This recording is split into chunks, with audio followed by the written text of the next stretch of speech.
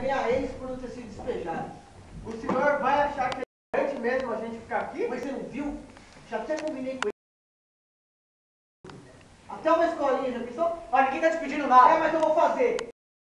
Você não pode ficar vivendo nessas condições aqui, não. Mas depois, a gente vai ter que pagar aluguel? Mas que diabo também, hein? Mané também é... Lembre que antes, vocês não pagavam só pelos barracos. Pagavam também pela tranquilidade de ninguém invadir seu espaço. Pela certeza de não acordar com o barraco pegando fogo. Quem garantia tudo isso lá era eu, Mané. Tudo aqui também, se todo mundo andar na linha comigo. No final do mês, as cotas de cada um. Como tem lei que proíbe o aumento de aluguéis, e eu sou uma pessoa que respeita a lei, vocês pagam a mesma coisa que pagavam lá na favela. Mas em nós, meu senhor? Paga a mesma coisa que iam pagar lá. Mas nós não temos... Já de arranjar, então. Deus há de pagar. O senhor é um bom nesse mundo de maldade.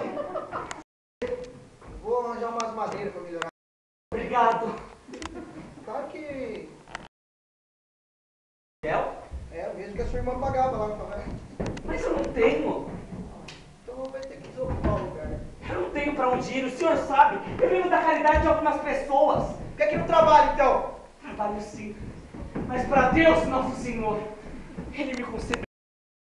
Eu sou profeta. Muita gente pensa que sou louco, mas eu sou um homem perfeito.